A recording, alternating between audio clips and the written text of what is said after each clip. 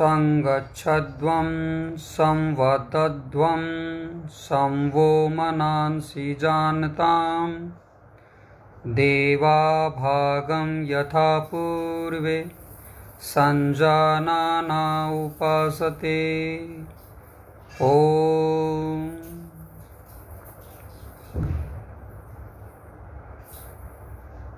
मान्य आर्यों, आर्याओं, युवाओं, भारतवासियों, सभी को नमस्ते। आज का हमारा विषय, जैसा कि बताया गया है कि डॉक्टर अंबेडकर के आर्य समाज की ओर बढ़ते कदम बौद्ध मठ की ओर कैसे मुड़े। इसको हम प्रारंभ करें। इससे पूर्व आप इसे साझा कीजिए, जिससे अधिक से अधिक आर्यगण इसको देख सकें, समझ सकें। क्योंकि इस वीडियो या इस परिचर्चा को प्रारंभ करना इतना सरल ना था। आज से 20 वर्ष पूर्व आर्य समाज की स्थिति और आज की आर्य समाज की स्थिति, लाखों युवाओं को आर्यत्व का सिद्धांत बताने के बाद आज इस परिचर्चा की आवश्यकता है। क्योंकि आज हम समाज के बारे में विचार कर रहे हैं, 20 वर्ष पूर्व ऐसा नहीं था। इस परिचर्चा को समझना इसलिए भी अनिवार्य है कि हमें समाज में कार्य करना है। जब समाज में कार्य करना है तो हर गांव में अंबेडकर हैं, हर गांव में विभिन्न विभिन्न विचारधारा के युवक हैं जो आर्य समाज से प्रभावित हैं, जो आर्य समाज से पोषित हैं, जो आर्य समाज के प्रशंसक हैं, जो आर्य समाज के हितैषी हैं, पर वे आर्य समाज के समर्थक नहीं हैं, वे आर्य समाज के सहयोगी नहीं हैं, वे आर्य समाज में प्रवेश नहीं कर पाते। इसी के लिए आवश्यक है कि हम इस विषय को समझें और संपूर्ण आर्य समाज इसे समझे, समझना होगा। अच्छा होता कि इसे उसी काल में समझ लिया गया होता जब अंबेडकर जी बौद्ध बने, जब उन्होंने निर्णय कर लिया कि मैं हिंदू धर्म में जन्म अवश्य लिया हूं, लेकिन मेरा मरण हिंदू धर्म में नहीं होगा। यह लगभग 1935 के आसपास की घटना है। 1935 के आसपास उन्होंने ऐसा कहना प्रारंभ कर दिया था। हमें वह देखना होगा। प्रथमतः हम यह विचार करेंगे कि अंबेडकर जी की शिक्षा दीक्षा और उनके कदम आर्य समाज की ओर कैसे बढ़ रहे थे। आपको परिजान है कि बड़ौदा के राजा आर्य नरेश गायकवाड़ जी ऋषि दयानंद के शिष्य थे। यह महाराष्ट्र और गुजरात के आसपास का यह सारा प्रकल्प है, इसे अच्छे से आप समझिएगा। आप महाराष्ट्र और गुजरात के आर्य समाज को ऐसा मत विचार कीजिए जैसा हरियाणा और पंजाब का आर्य समाज है। हरियाणा और पंजाब का सामाजिक परिदृश्य अलग है और महाराष्ट्र और गुजरात का अलग है। और डॉक्टर अंबेडकर जी महाराष्ट्र के थे, उनका साहित्य अधिकांश मराठी में है। अपने लोगों के बीच में उन्होंने मराठी में कार्य किया है। जैसे गांधी जी 2 प्रकार के समाचार पत्र चलाते थे, एक गुजराती के अंदर चलाते थे और एक अंग्रेजी के अंदर, इसी प्रकार अंबेडकर जी एक मराठी में चलाते थे और एक अंग्रेजी में चलाते थे। अर्थात इन्हें अपने लोगों को क्या बताना था और देश के शासकों को क्या बताना था, यह 2 प्रकार की अवधारणाएं ये रखते थे। राजनीति इसको समझना चाहिए, प्रत्येक आर्य युवक इसको समझे कि हमारा एक तो वह वर्ग होता है जो हमारा समर्थक होता है, और एक वह वर्ग होता है जिससे हमें मांग करनी है, जिससे हमें कुछ प्राप्त करना है। दोनों को दो प्रकार का जो है समाचार पत्र ये चलाते थे। जैसे गांधी जी के बारे अंबेडकर जी कहते हैं कि गांधी जी अपने गुजराती समाचार पत्रों में वे पूरा जो रूढ़िवाद हिंदुइज्म है वे उसको प्रचारित और प्रसारित करते थे, और जब अंग्रेजी के समाचार पत्र में वे खुले तौर के ऊपर एक ओपन माइंडेड भारतीय दिखाई पड़ते थे, जिससे उनको इंटरनेशनल समर्थन प्राप्त हो सके। ठीक इसी प्रकार से अंबेडकर जी अपने लोगों के बीच में किस प्रकार चलते थे और समाज को क्या दिखाते थे, उनकी भी दो प्रकार की अवधारणाएं रही हैं। लेकिन इन अवधारणाओं पर हम चर्चा करेंगे, उससे पहले यह देखें कि गायकवाड़ जी उस समय के अंदर मास्टर आत्माराम अमृतसरी के माध्यम से दलितों उद्धार का कार्यक्रम चला रहे थे। जिन कक्षाओं की यह बात की जाती है कि दलितों को पढ़ने नहीं दिया जाता था, उस काल में वहां पर ब्राह्मणवाद का मतलब आप ब्राह्मण आर्य समाज वाला मत समझिए। ब्राह्मणवाद का अर्थ है ऋषि दयानंद ने जिन पोंगा पंडितों को, जिन पोप जी को जो कब्जा करके बैठे थे वेद के ऊपर और वेद पढ़ने का अधिकार समाज को नहीं दे रहे थे, वे दलितों को नहीं दे रहे थे, जिन्हें शूद्र कहा जाता है उनको वेद पढ़ने का अधिकार नहीं दे रहे थे, स्त्रियों को पढ़ने का अधिकार नहीं दे रहे थे। यहां तक कि आपको जैसा पता है कि शिवाजी महाराज जी का यज्ञोपवीत संस्कार भी करवाने से उन्होंने इंकार कर दिया था। यह परिदृश्य आपकी समझिए इसे। जब आप इस परिदृश्य को समझेंगे तो आप पाएंगे कि गुजरात के अंदर गायकवाड़ जी महाराज जी ने एक अभियान चलाया। ऋषि दयानंद के प्रचार प्रसार के बाद उन्होंने दलितों को यज्ञोपवीत आदि धारण करवाने का प्रकल्प, उनके लिए छात्रावास खोलने का प्रकल्प, क्योंकि अन्यथा उनको तो ठहरने का, रहने का, पढ़ने का अन्य व्यवस्थाएं नहीं थी। लेकिन समाज को ध्यान में रखते हुए कि एकदम कोई आंदोलन खड़ा ना हो जाए, तो राजनीति धीरे धीरे उसे करती है कि कभी पंचवर्षीय योजना लेके आती है, कभी कुछ लेके आती है, एकदम इंप्लीमेंटेशन नहीं होता है कानून का। तो जब इस प्रकार वे कर रहे थे तो उसी दलितों के युवकों के पढ़ने के उसी प्रकल्प में अंबेडकर जी की भी छात्रवृत्ति वहां दी जाती थी। तो आर्य समाज का सहयोग प्रारंभ हुआ। इसके बाद 1913 में जब ये लगभग 10वीं और BA आदि कर चुके, तो 1913 के अंदर लंदन पढ़ने के लिए जाते हैं।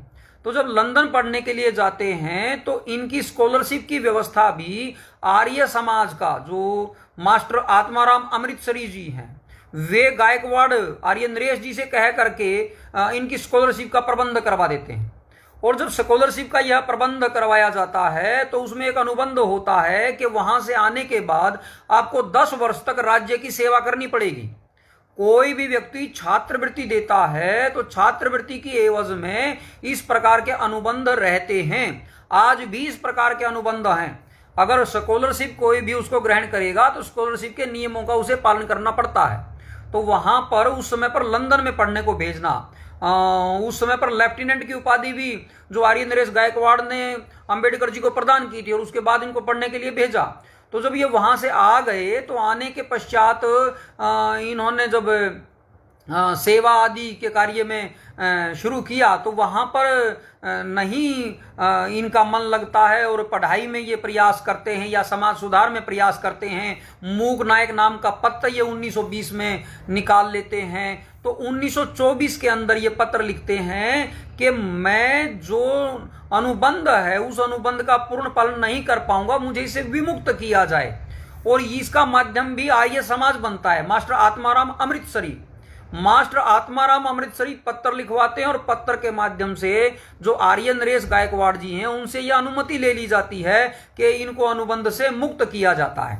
और इनको अनुबंध से जब मुक्त कर दिया गया तो हमारे एक और दूसरे आर्य नरेश हैं जहां पर मास्टर आत्माराम अमृतसरी ने वहां पर भी कार्य किया, बड़ोदरा में भी और कोल्हापुर में भी। तो कोल्हापुर के जो आर्य नरेश हैं, जिसको वर्तमान का जो आंदोलन चलता है अंबेडकर जी के नाम के ऊपर, कोई भीम आर्मी चला रहा है या कोई अन्य प्रकार का बहुजन समाज पार्टी कोई संगठन चलता है या कोई Republic party of India RPI Maharashtra में चलता है, ये सारे लोग मानते हैं कि शाहूजी महाराज कोल्हापुर। तो अब यहां से शाहूजी महाराज कोल्हापुर का प्रवेश होता है। तो शाहूजी महाराज कोल्हापुर भी ऋषि दयानंद के शिष्य, वे भी आर्य नरेश। अब उन्होंने इनका समर्थन करना शुरू किया और उन्होंने कहा एक दिन वो समय आएगा जब अंबेडकर जी संपूर्ण भारतवर्ष के वरिष्ठ नेताओं में से एक होंगे, क्योंकि उनका यह चिंतन था कि भारतवर्ष की जो ये जनसंख्या है जिसे दलित कहा जाता है, अस्पृश्य कहा जाता है, उनके उद्धार के लिए जो कार्य कर रहा युवक है निश्चित वह एक दिन आगे बढ़ेगा। तो इस प्रकार से वो प्रयास कर रहे थे। तो उसी समय के ऊपर ये सारा प्रकल्प बढ़ता चला गया। तो इसी समय पर आप देखेंगे, मैं थोड़ा सा आपको बैक में लेकर के जाऊंगा, और जब मैं बैक में लेकर के जाऊंगा तो 1920 के अंदर जब डॉक्टर बाबा साहब अंबेडकर, भारत रत्न अंबेडकर मूक नायक पत्र निकाल रहे होते हैं, तो उसी समय के ऊपर हमारे स्वामी श्रद्धानंद जी जिन्होंने गुरुकुल कांगड़ी चलाया, आप इसे समझिए, गुरुकुल कांगड़ी और ये डीएवी दो वर्ग बने थे। आर्य समाज दो भागों में बंट चुका था और ये बंटने के बाद इन्होंने मूल विद्या को प्रचारित और प्रसारित किया। हमारे जो पंडित लेख राम जी को, जो ये एंग्लो पार्टी थी जो मूल रूप से धर्म को प्रसारित और प्रसारित नहीं करना चाहती थी, जिसने अष्टाध्यायी के पठन पाठन की जो योजना हमारे पंडित गुरुदेव विद्यार्थी पर रोक लगा दी थी, उसके बाद जो विक्षोभ पैदा हुआ, उसके बाद ये दो धड़े बने, तो इसी से गुरुकुल और स्कूल की पार्टी बनी। अगर आर्य समाज विधि पूर्वक ऋषि दयानंद के मंतव्य के अनुरूप, ऋषि दयानंद के मंतव्य के अनुसार शिक्षा पथ चलाता, तो उस शिक्षा पथ के माध्यम से, उस शिक्षा के माध्यम से हमारे देश में जो क्रांति, गुरुकुलीय क्रांति एक बहुत बड़ी खड़ी हुई, जिसने गुरुकुल कांगड़ी का से बहुत से लोग निकलने थे, लेकिन जब वहां से निकले तो उन बालकों के साथ साथ स्वामी श्रद्धानंद भी निकले। स्वामी श्रद्धानंद निकलने का अर्थ आप इसे समझिए। स्वामी श्रद्धानंद जी गुरुकुल चलाते चलाते राजनीति का जो प्रकल्प जो चल रहा था अफ्रीका के अंदर, वे गांधी जी से प्रभावित हुए और गांधी जी को वो बेहतर रूप से कि ये समाज सुधार के तौर पर आगे बढ़ा ले जाएगा, उससे प्रभावित होकर के वो चले, तो धीरे धीरे वो एक राजनीतिकरण गुरुकुल का हुआ और गुरुकुल के उस राजनीतिकरण की वजह से अंततोगत स्वामी श्रद्धानंद जी ने गांधी के साथ अपना बढ़े और गांधी के साथ बढ़े तो एक वर्ष के भीतर भीतर सारा आर्य समाज गांधी के अंदर साथ जुड़ गया। लेकिन जब सारा आर्य समाज स्वामी श्रद्धानंद को देखा देखी, और लाला लाजपत राय तो पहले ही कांग्रेस में थे, जब ये सारा कुछ जुड़ चुका, भगत सिंह, राम प्रसाद बिस्मिल, चंद्रशेखर आजाद, अनेक इस प्रकार के युवा जिनकी आयु अधिक नहीं थी, जिनकी आयु 13 वर्ष, 14 वर्ष, 15 वर्ष, क्योंकि जब भी कोई आंदोलन चलता है तो वह जुड़ाव होता है, और उस जुड़ाव के माध्यम से यह हुआ कि इन युवकों ने भी पूरी भागीदारी की। लेकिन एक वर्ष के भीतर ही गांधी जी की जो सच्चाई है वो सबके सामने आ गई, और जब सबके सामने आ गई तब आई कि जब दलितोद्धार का एक प्रस्ताव पेश किया, दलितोद्धार का प्रस्ताव पेश किया हमारे स्वामी श्रद्धानंद जी ने कि कांग्रेस दलितों का उद्धार करे, कांग्रेस अब इनको इनका अधिकार दे। तो उस समय पर कांग्रेस के अंदर एक तो खलबली मच गई, क्योंकि कांग्रेस का जो बैक है वह भी तो कहीं ना कहीं हिंदू समाज का मतलब है जो पाषाण पूजन आदि करते हैं, जो एक प्रकार से ऋषि दयानंद ने जिनके लिए स्पष्ट तौर पर कहा कि भाई आप वेद में दिखाओ प्रतिमा पूजन कहाँ है, वेद में दिखाओ ये पाखंड कहाँ है, वेद में दिखाओ ये अवतारवाद कहाँ है, वेद में, अर्थात जो मान्यताएं कि जिसको हम जातिवाद कहते हैं कि वेद में दिखाओ जातिवाद कहाँ है, वेद के अंदर तो वर्ण व्यवस्था है। तो वेद के अनुरूप जब ये बात चलती है कि इन दलितों का उद्धार इस प्रकार किया जाए और कांग्रेस पार्टी इसमें सहयोग करे, तो कांग्रेस पार्टी में खलबली मच गई। और जब खलबली मची तो अंततोगत्वा एक विंग बनाया गया कांग्रेस का, लेकिन उसके लिए कोई बजट ही नियत नहीं किया गया। आप इसे देखिए, बजट नियत नहीं किया गया। अब यहां पर असलियत जब सामने आती है तो स्वामी श्रद्धानंद जी अपने आप को कांग्रेस से अलग कर लेते हैं। उस समय के ऊपर अंबेडकर जी ने लिखा कि यदि कांग्रेस स्वामी श्रद्धानंद के अनुसार, कांग्रेस का मतलब समझिए जिसका बैक कौन है, वो हिंदूवादी समाज जो रूढ़िवादी हो चुका है, जिसके लिए गुजराती में अलग से पत्र निकालते हैं गांधी जी, तो उसके लिए ये सारा प्रयास हो रहा है। अब इस प्रयास में हुआ क्या, स्वामी श्रद्धानंद जी अलग हो गए जब एक नेशनलाइज पार्टी जिसको लाला लाजपत राय पोषित करते आ रहे थे 1885 के आसपास से, 1886 के आसपास से, लाला लाजपत राय जिसे गरम दल और नरम दल रखा गया, जिस के कारण कांग्रेस में यह भाव पैदा हुआ, इसी भाव के अनुरूप जब लाला लाजपत राय को मांडले जेल भेजा गया तब भी रूढ़िवादी लोग प्रसन्न हुए। ये गरम दल नरम दल कुछ और नहीं है, ये गरम दल और नरम दल कहीं ना कहीं रूढ़िवाद का और आर्यत्व का प्रतीक है। आर्य लोग आगे बढ़ने के लिए, तेज गति से चलने के लिए माने जाते हैं और वे तेज गति से कार्य करते भी हैं। लाला लाजपत राय जी ने ये किया भी। उन्होंने नरम दल के बहुत से लोगों को गरम दल में लेकर के भी आए, जैसे बाल गंगाधर तिलक आदि। अब बाल गंगाधर तिलक भी महाराष्ट्र से हैं, आप इसे देखिए। महाराष्ट्र के बाल गंगाधर तिलक जी क्या बात कहते हैं, वे ये कहते हैं कि आर्य लोग बाहर से आए, लेकिन अंबेडकर जी क्या कह रहे हैं कि आर्य लोग बाहर से नहीं आए। महाराष्ट्र में ही दो धड़े हैं, आप इसे समझिए। अब आर्य समाज को कौन सा धड़ा ठीक बैठता है? बाल गंगाधर तिलक जी से जुड़ा हुआ जो धड़ा है वह ये कह रहा आर्य लोग जो हैं बाहर से आए हैं, और उस समय पर डॉक्टर अंबेडकर जी कह रहे हैं कि आर्य लोग बाहर से नहीं आए हैं, वे यहाँ के मूल निवासी हैं। वे शूद्रों को भी कहते हैं कि शूद्र भी आर्यों में से एक हैं। वे शूद्रों को आर्यों से अलग नहीं करते हैं, वे शूद्रों को आर्यों के साथ जोड़ करके चलते हैं, उनके साथ मिल करके बढ़ाते हैं। एक प्रकार का प्रकल्प वे लेकर के चलते हैं, और जो वे लेकर के चलते हैं उन्होंने बहुत सी जो परिपाटी है जो वहाँ के समाज में जो अस्पृश्य समाज था, जैसे वहाँ पर जोहार बोलते थे, नमस्ते आदि का प्रचलन नहीं था। कुछ लोग वहाँ नमस्कार किया करते थे, लेकिन नमस्कार के ऊपर बैन लगाया गया, नमस्ते को प्रचलित करवाया गया। और अंबेडकर जी तो अपने पत्र आदि लेखन में नमस्ते करते थे, वे नमस्ते करते थे। इससे पता चलता है कि उनके कदम आर्य समाज की ओर बढ़ रहे थे। जब स्वामी श्रद्धानंद की हत्या हुई तब भी उन्होंने इसको बहुत बड़े तौर के ऊपर लिखा कि जो दलितों का मसीहा है, जो चैंपियन है, जो दलितोद्धार का, आज उसकी हत्या कर दी गई है। और वहां देखिए गांधी कह रहा है कि ये जो हत्यारा ये मेरा भाई है। अब यहां पे फिर निर्णय कीजिए कि आर्य समाज के निकट में कौन, डॉक्टर अंबेडकर निकट में था कि गांधी निकट में था? लेकिन फिर भी ये देखने में आता है कि कांग्रेस के अंदर जो है आर्यों का भाव बढ़ता चला गया। और हम देखते हैं कि रामप्रसाद बिस्मिल का भी लेखन आता है कि कांग्रेस के साथ मिलकर के कार्य किया जाए। वास्तव में करना भी चाहिए जब एक पार्टी बड़ी होती है। बाद में देखने में आता है कि अंबेडकर भी कांग्रेस के साथ मिलकर के कार्य करते हैं जब संविधान लिखा जाता है। अन्यथा संविधान लिखने के लिए कांग्रेस ने ही तो अंबेडकर का चयन किया, और जब अंबेडकर जी का चयन किया गया तो इस प्रकार का तो वो होता। लेकिन उस काल में ये विचार किया जा रहा है, आप समझिए। ये जब गांव-गांव में ये प्रयास हो रहा है, दलितों के उद्धार का प्रकल्प हो रहा है, और ये दलितों का उद्धार कौन कर रहे हैं? वे आर्य नरेश कर रहे हैं जो ऋषि दयानंद के मंतव्य से प्रभावित हैं। अब उनके अनुरूप कार्य हो रहा है, एक प्रकार से आर्य समाज की ओर कदम बढ़ता जा रहा है। जहां तक आप देखने में आता है वर्ण व्यवस्था के ऊपर भी अंबेडकर जी साफ और स्पष्ट कहते हैं कि ये जो वर्ण व्यवस्था ऋषि दयानंद जी की जो लिखी हुई है वह बुद्धिगम्य है और वह घृणास्पद नहीं है। लेकिन वे आगे एक पंक्ति और लिख देते हैं कि मैं इसे स्वीकार नहीं कर सकता। वो स्वीकार नहीं कर सकता का जो शब्द होता है वह तात्कालिक परिस्थितियों के आधार पर होता है, और तात्कालिक परिस्थितियां हमें देखनी पड़ेंगी कि वो जो अंतिम शब्द आता है कि एकदम ये क्या हो रहा है। आप देखते हैं कि वे पूरा का पूरा पाखंड का खंडन करते हैं और पाखंड का खंडन करते चले जाते हैं। आज के समय पर भी जितनी दृढ़ता पूर्वक अंबेडकर जी ने पाखंड का खंडन किया, आर्य समाज आज भी नहीं कर पा रहा है। अपितु वह मुसलमान के ऊपर गोली दागता है। आपने देखा होगा कि बहुत से आर्य नाम के युवक जो है वीडियो बनाते हैं, कोई अपने आप को ब्रांड एम्बेसडर बना देता है आर्य समाज का, कोई गुरुकुल का ब्रांड एम्बेसडर बना लेता है। तो ऐसे ऐसे लोग क्या करते हैं, मूल रूप से आर्य समाज के नहीं होते। ये लोग आर्य समाज से पोषण प्राप्त करके और मुसलमान पर अटैक करना, एक विभेद पैदा करना, ये विभेद पैदा करना आर्य समाज का काम नहीं है।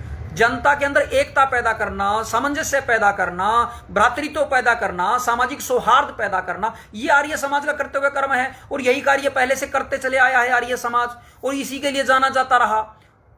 और इसी सौहार्द के कारण डॉक्टर भीमराव अंबेडकर जी बहुत निकट आए आर्य समाज के, और बहुत निकट आकर के उन्होंने देखा। लेकिन जिसको उन्होंने आदर्श माना उनकी हत्या कर दी गई। स्वामी श्रद्धानंद की हत्या हुई, उनको बहुत बड़ा झटका लगा। उन्होंने कहा कि एक बहुत बड़ा वैक्यूम क्रिएट हो गया है। अब कांग्रेस को चाहिए कि स्वामी श्रद्धानंद जिस पद को लेकर के चले थे उसको पूरा हिंदू समाज लेकर के चले। लेकिन आप देखोगे कि मदन मोहन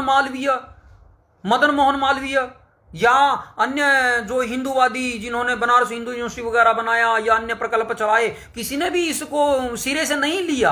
ये कहा जरूर कि भाई हाँ ये भी हिंदूवादी हैं और ये भी समाजी भी हिंदू हैं, ऐसा करके भाव चलता है। तो जब वो ऐसा चलता है तो लेकिन वो कदम कौन उठाएगा? ये कदम नहीं उठाया गया। उसके बाद लाला लाजपत राय जी इसके लिए कार्य कर रहे थे। लाला लाजपत राय जी की भी हत्या हो गई, लाला लाजपत राय भी मारे गए। अब आर्य समाज के दो दिग्गज, ये दो दिग्गज जो सामाजिक तौर पर बहुत ही तेज गति से कार्य कर रहे थे और राष्ट्रीय नेतृत्व को प्राप्त हो रहे थे, इसके बाद की परिस्थिति हम देखते हैं। इसके बाद की परिस्थिति हम देखते हैं तो आर्य समाज राष्ट्रीय पटल पर कभी खड़ा नहीं हो पाया है। राष्ट्रीय पटल पर जब खड़ा नहीं हो पाता है तो ये समय आ गया लगभग 1950 के आसपास का। जब 1950 के आसपास का ये समय आता है तो उस समय पर संविधान लिखने का प्रकल्प होता है। फिर तो सारे देश में एकता की भाव होती है। फिर तो सारे देश में कहा जाता है मिलजुल करके इस देश को हमको चलाना है। अंग्रेज तो जाने वाले हैं। जब ये अंग्रेज जाने वाले हैं तो अब संविधान लिखा जाएगा। अब संविधान लिखा जाएगा तो उस समय पर आर्य विद्वानों ने बहुत बड़ा प्रयास किया। आर्य विद्वानों ने जो उस समय की जो सभा थी, उस समय के जो विभिन्न लोगों को जो पत्र लिखे जाते थे, उसके विषय में समाधान किए जाते थे, ये सारा ग्रुप उसमें होता था। उस समय के अगर आप पत्र देखोगे, अंबेडकर जी से पुस्तकों के परिशिष्ट लिखवाए गए।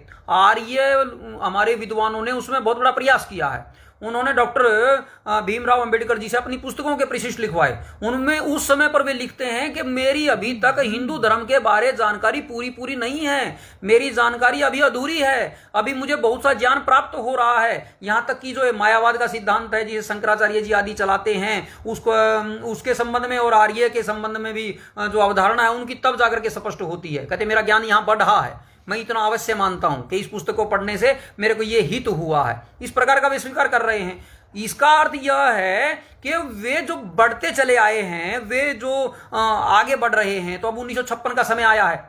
उस समय पर क्या हुआ, गांधी की हत्या हुई 1950 में। जब गांधी की हत्या हो गई तो गांधी ने ही उसे जो कानून मंत्री बनवाया अंबेडकर जी को। अंबेडकर जी को जब वे कानून मंत्री बनाते हैं उसके बाद गांधी जी की हत्या हो गई। जब गांधी जी की हत्या हो गई तो फिर नेहरू जी का और पटेल जी की आपस में सामंजस्य था, ये सब भी हम जानते हैं। कितना किस रूप का दोनों का संबंध रहा। जब उन दोनों की परस्पर नहीं बनती है तो अंबेडकर जी के साथ कैसे किस प्रकार बन सकती थी।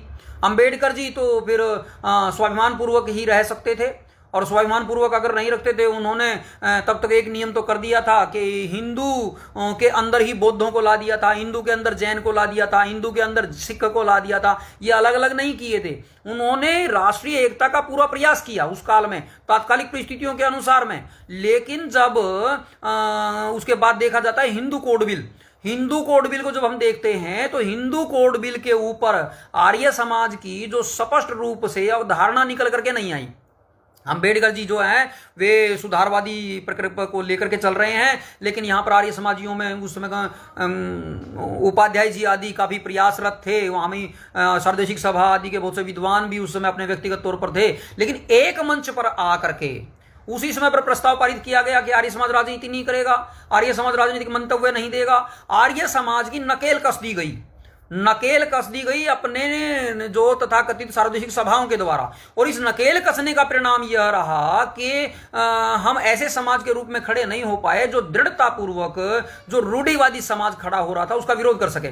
और उस समय डॉक्टर अंबेडकर को चाहिए था एक ऐसा समाज जो खड़ा हो सके और मुकाबला कर सके नागपुर में रह करके। तो उन्होंने नागपुर में कौन सी वो विचारधारा जो आर्यों को विदेशी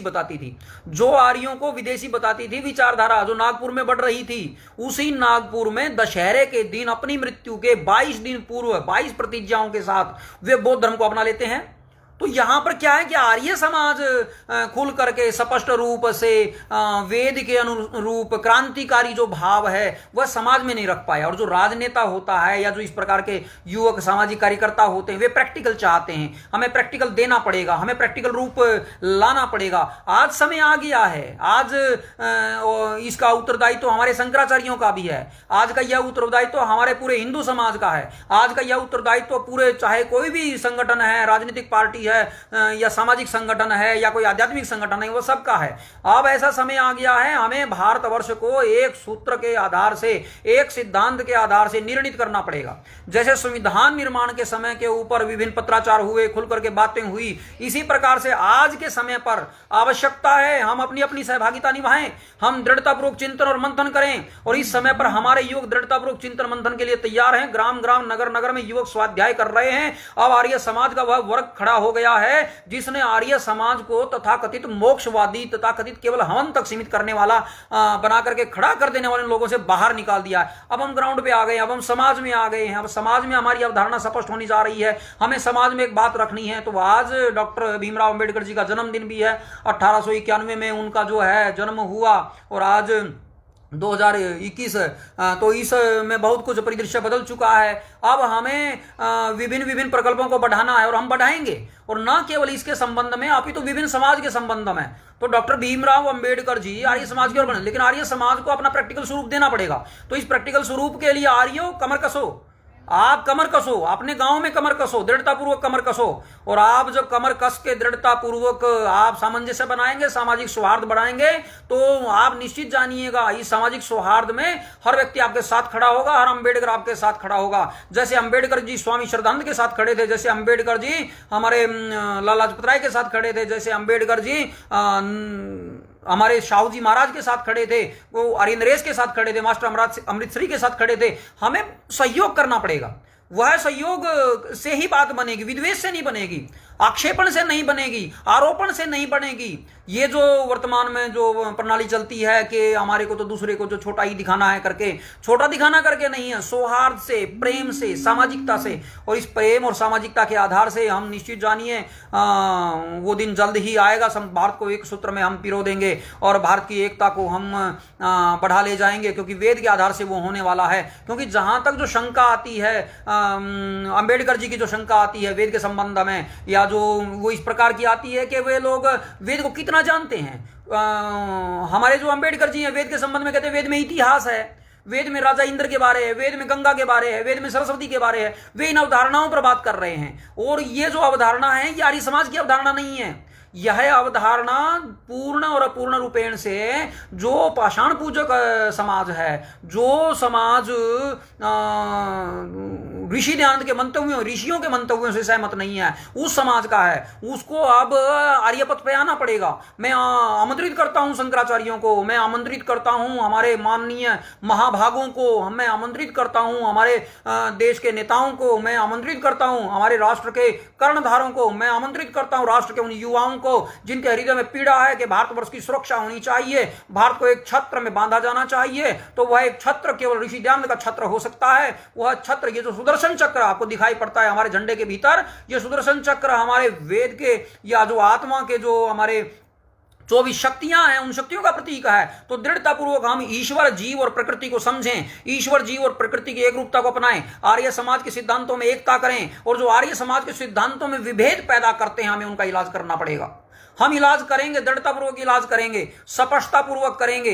पहले हम शास्त्रार्थ की शैली से, प्रीतिपूर्वक की शैली से दृढ़तापूर्वक हमें करना चाहिए, उसको हम करें। और आर्य समाज को एक सूत्र में पिरो करके कुछ लोग अपना अपना स्वार्थ हित साध रहे हैं, ऐसे लोग भी जो है आर्य समाज और आर्य संगठन के बढ़ने में रुकावट हैं। हमें आर्य संगठन को मजबूत करना है, हमें आर्य समाज को मजबूत करना है। यह नहीं है कि कोई व्यक्ति कहता है मैं भी आर्य समाजी हूं और वह आर्य सिद्धांतों पर ऋषि से सहमत नहीं होता है, दूसरा कहता है मैं भी आर्य समाजी हूं और सारा दिन प्रॉपर्टी डीलिंग करता है, तीसरा कहता है मैं भी आर्य समाजी हूं और सारा दिन व्यापार करता है, और व्यापार के आधार से लोगों को जोड़ता जोड़ता जोड़ता जोड़ता उसको बढ़ा ले जाता है। हमें विचारधारा वाला आर्य चाहिए, वो विचारधारा वाले आर्य जो दिन और रात केवल विचारधारा के ऊपर चिंतन करता और विचारधारा से समझौता नहीं करता हो। इन समझौतावादी लोगों के कारण आर्य समाज का बहुत बड़ा घाटा हुआ है। यह अंबेडकर जी, भारत रत्न अंबेडकर जी आज आर्य रत्न अंबेडकर जी होते, यदि आर्य समाज एक होता, यदि आर्य समाज को एकता के सूत्र में हम पिरो करके रखते, यदि हम क्रांतिकारी विचारों को दृढ़तापूर्वक रखते। ये क्रांतिकारी विचार ऋषि दयानंद की देन है,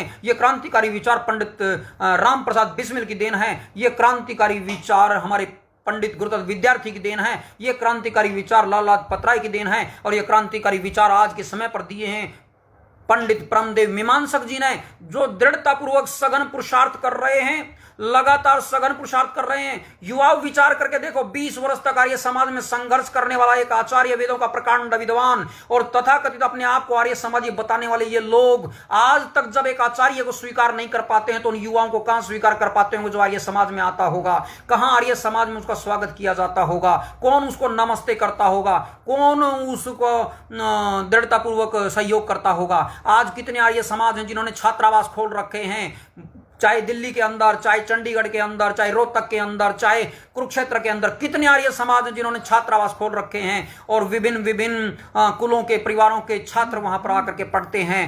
किस प्रकार उनके अंदर। तो मैं सीधा साफ स्पष्ट, आप इस श्रेणी को समझ चुके हैं, हम इस ओर बढ़ सकते हैं दृढ़तापूर्वक। इस देश के एक एक बालक को, इस देश के एक एक युवक को, हर अंबेडकर को, हर राम को, हर कृष्ण को, अब हर भगत सिंह को। भगत सिंह बाद में पुस्तक लिखता है, मैं नास्तिक हूं। आप विचार करके देखिए, कहीं ना कहीं आर्य समाज की एकता का, आर्य संगठन का कहीं ना कहीं अभाव है, जो युवाओं को अन्य जो आंदोलन चल रहे होते हैं वो उनसे वो प्रभावित हो जाता है। युवाओं का है जो बढ़ते तो हमारी ओर हैं, हम उनकी योग्यताओं को बढ़ा देते हैं और योग्यताओं को बढ़ा करके उन्हें राष्ट्रीय पटल पर ले जाते हैं। भगत सिंह को राष्ट्रीय पटल पर ले जाने वाला आर्य समाज है और बाबा साहब अंबेडकर को राष्ट्रीय पटल पर ले जाने वाला आर्य समाज है। और इस देश के अधिकांश राष्ट्रीय नेताओं को राष्ट्रीय पटल पर ले जाने वाला आर्य समाज है। लेकिन अंततोगत्वा वहीं पर जाकर के जब एक समाज की ओर वे देखते हैं कि एक समाज होना चाहिए, वह समाज उन्हें दिखाई नहीं पड़ता है। और जब समाज दिखाई नहीं पड़ता है तो वह पतंग की डोर टूट ही जाया करती है। और ये पतंग की डोर टूटे ना, इसके लिए आवश्यक है इस डोर को इतना मजबूत करेंगे, ये आर्य डोर, ये आर्य सिद्धांतों की डोर, ये आर्य संगठन की डोर इतनी दृढ़तापूर्वक होगी कि देश का बच्चा बच्चा आर्य बनेगा, देश की हर बालिका आर्य बनेगी। और जब देश का हर बच्चा बाल्यकाल से आर्य सिद्धांतों को जानेगा, हर बिटिया बाल्यकाल से आर्य सिद्धांतों को जानेगी, तो निश्चित जानिए वह प्रेम उत्पन्न होगा जो 5000 साल के फूट के रोग को मिटा देगा, इस जाति पाति के रोग को मिटा देगा, इस भाषावाद की विभिन्नता के रोग को मिटा देगा और इन विभिन्न प्रकार के क्षेत्रवाद के रोगों को मिटा देगा। संपूर्ण भारत को एक सूत्र में पिरो देगा। फिर न कोई हिंदू, न मुसलमान, न ईसाई, बौद्ध, न जैन, न सिख, भारतवर्ष का हर बच्चा जो भारतीय है वह आर्य विद्या से ओतप्रोत होकर के, आर्य सिद्धांतों से ओतप्रोत होकर के आर्य संगठन के अनुरूप ही कार्य करेगा। फिर इस राष्ट्र को पुनः विश्व शिरोमणि बनने से कोई नहीं रोक सकता है। आज 14 अप्रैल को हम संकल्प लें डॉक्टर भीमराव अंबेडकर से, जैसे राष्ट्रीय एकता के साथ उन्होंने पुरुषार्थ किया उसी राष्ट्रीय एकता के साथ हम पुरुषार्थ करेंगे। उन्होंने किसी विदेशी संप्रदाय को, उन्होंने किसी विदेशी मत को स्वीकार नहीं किया देश के भीतर, और जिस मत को स्वीकार किया संविधान के अंदर उस मत को हिंदू के अंदर रखा। इस प्रकार के भाव के साथ हम पूरी दृढ़तापूर्वक इस राष्ट्र को एक सूत्र में पिरोएंगे। इस देश का हर मौलाना, हर मौलवी, हर पादरी दृढ़तापूर्वक आर्य बनेगा, निश्चित आर्य बनेगा। आप ईश्वर पर विश्वास कीजिए, ईश्वर हम सबको आशीर्वाद देगा और ईश्वर आर्यों को आशीर्वाद देता है। आर्यों का वह पिता है, आर्य ईश्वर पुत्र है, आर्य ईश्वर के पुत्र हैं। ईश्वर ही हमारा राजा है, ईश्वर ही हमारा न्यायाधीश है, ईश्वर ही हमारा आचार्य है। लेकिन संगठन और सभा को ही हम मुख्य माने, संगठन को हम मुख्य माने। जब इस प्रकार मान करके हम दिखाएंगे कि संगठन ऐसा होता है तो युवाओं, संगठन से कोई बच नहीं सकता है, संगठन से कोई छूट नहीं सकतेगा। छूटेगा भी तो कैसे? आओ संगठन का साम्राज्य इतना बढ़ा दें कि जैसे कहते हैं कि ईश्वर का साम्राज्य, कि उसे भाग करके कोई निकल नहीं सकता। कोई दौड़ना भी चाहे, कोई भागना भी चाहे, कोई निकलना भी चाहे तो उसे रास्ता ना मिले। आओ वो समाज बनाएं, आओ वो आर्य समाज बनाएं, आओ वो आर्य वर्त बनाएं, आओ इस विश्व का आर्यकरण करें। कृणवंतो विश्वमार्यम, कृणवंतो विश्वमार्यम, कृणवंतो विश्वमार्यम। जय आर्य, जय आर्यवर्त। भीमराव अंबेडकर जी के इसी प्रकार की भावनाओं को लेकर के हम बढ़ें और आर्य समाज के साथ जुड़े रहें, अन्यथा कुछ हाथ ना आएगा, अन्यथा कुछ हाथ ना आएगा। आर्य समाज के साथ जुड़ें, अन्यथा कुछ हाथ ना आएगा, कुछ हाथ ना आएगा, कुछ हाथ ना आएगा।